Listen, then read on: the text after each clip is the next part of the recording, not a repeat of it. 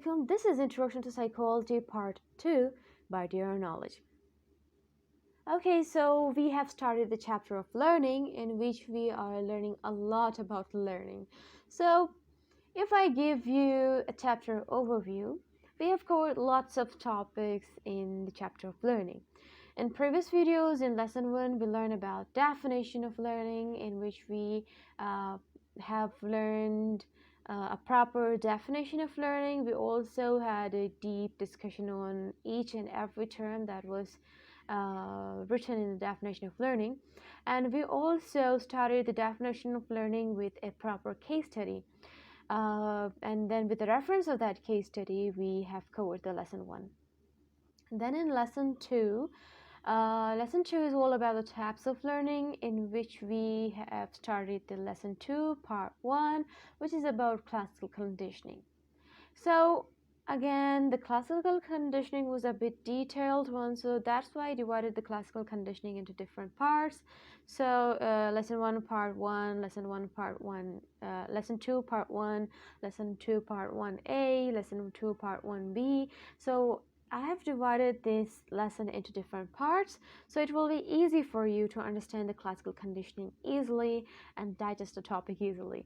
So in the classical conditioning, we started with Ivan Pavlov and his dogs, and about the Ivan Pavlov experiment. How does he conducted the experiment, and how did he came up with an idea of classical conditioning? And we also discussed about the definition of classical conditioning.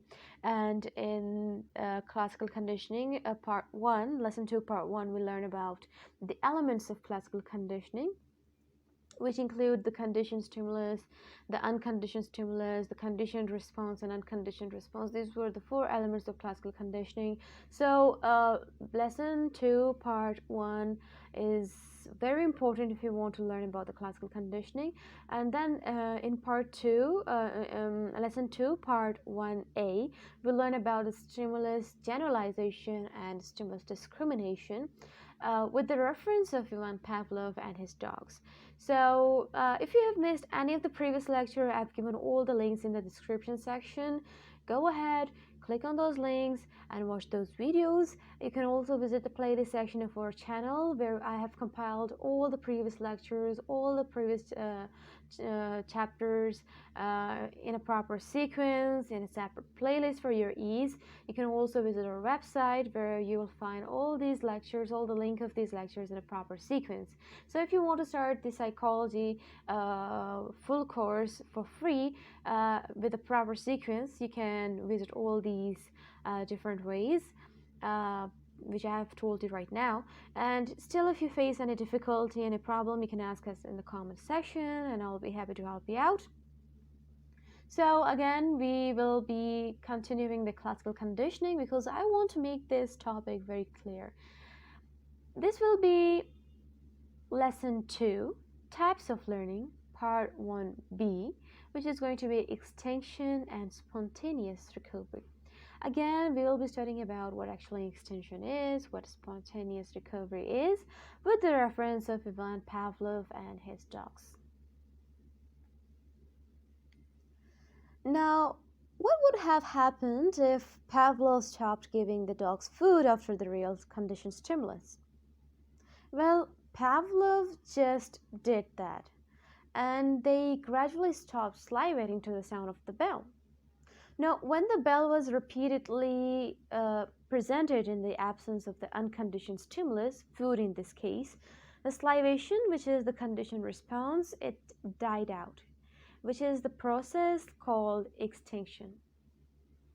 Now, if we talk about a perfect and proper definition of extinction, well, extinction is basically the disappearance or weakening of a learned response. You can say learned conditioned response. So extinction is the disappearance or weakening of learned response following the removal or absence of the unconditioned stimulus in classical conditioning, or the removal of reinforcer in operant conditioning. So extinction is a term that is included both in classical conditioning and operant conditioning. Again, if I repeat the definition, the disappearance or weakening of a learned response following the removal or absence of the unconditioned stimulus in classical conditioning, and the remover of a reinforcer in operant conditioning. Now, if you talk about what actually a reinforcer is, so any event or object that, when following a response, increases the likelihood of that response occurring again is actually a reinforcer. Now, the question is, why does the removal of any unconditioned stimulus lead to extinction of the conditioned response? So, if you look at the picture right here on the screen, once conditioning is acquired, the conditioned stimulus and the conditioned response will always come before the original unconditioned stimulus. And the unconditioned stimulus now serves as a reinforcer. In other words, you can say strengthener of the CS and CR association. You can say it serves as the unconditioned stimulus now serve as a reinforcer of the conditioned stimulus and conditioned response association. Now remove the reinforcer and the conditioned response, it strengthens, will weaken and disappear. So the term extinction is a little unfortunate in that it seems to mean that the original unconditioned response is totally gone, that never coming back, just like the dinosaurs. But remember, the definition of learning is any relatively permanent change in behavior. The fact is that once people learn something, it's almost impossible to unlearn it. And people can learn new things that replace it, or lose their way to it in memory, but it's still there. In the case of classical conditioning, this is easily demonstrated. So after extinguishing the conditioned salivation response in his dog, Pavlov waited a few weeks, putting the bell away. So there were no more training sessions, and the dogs were not exposed to the bells ringing in that time at all. But the Pavlov took the bell back out and rang it, and the dog all began to salivate. Although it was fairly weak response and didn't last very long, but this brief recovery of the conditioned response proves that the conditioned response is still there somewhere, and it isn't dead and gone. It's just suppressed or inhibited by the lack of an association with the unconditioned stimulus of food, which is no longer reinforcing the conditioned response. Now, as time passes, the inhibition weakens, especially if the original conditioned stimulus has not been present for a while. But in spontaneous recovery, the conditioned response can briefly reappear when the original conditioned stimulus returns, although the response is usually weak and short-lived. So if we talk about a proper definition of spontaneous recovery, the reappearance of a learned response after extinction has occurred. So the reappearance of a learned response after the extinction has occurred is basically a spontaneous recovery. Just like the Pavlov took the bell away and waited for a while or for a few weeks, and after that, when he took the bell again, when he rang it, all the dogs start salivating again. So that is basically spontaneous recovery. It was a reappearance of the learned response. Now, if Pavlov had followed the dog's spontaneous salivation to the bell with food, so their conditioning would have reassured in no time at all. And this would be an example of retraining. Retraining is made simpler by the fact that the extinguished response isn't really gone, but just suppressed. Now, people experience classical conditioning in many ways. A person who has been hit from behind in a car accident, for example, will spend the next few weeks cringing every time another vehicle gets too close to the rear of the car. Now, that cringing reaction is basically conditioned response. The crash itself was the unconditioned stimulus, and the closeness of the other cars becomes a conditioned stimulus. Now, people who are allergic to cats sometimes sneeze when they see a picture of a cat.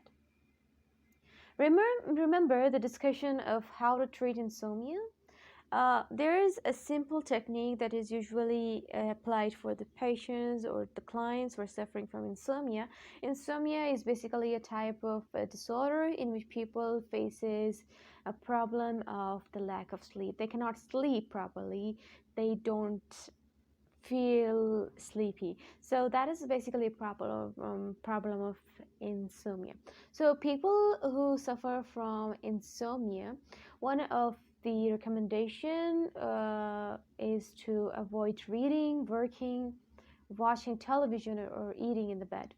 Because when you eat, when you read, when you watch television in the bed, you get conditioned that the bed is used for watching, the bed is used for eating, in the bed is used for working. So you are conditioned. So in order to remove that classical conditioning, so one of the best recommendation is to avoid such activities like reading, working, watching television, or eating in the bed.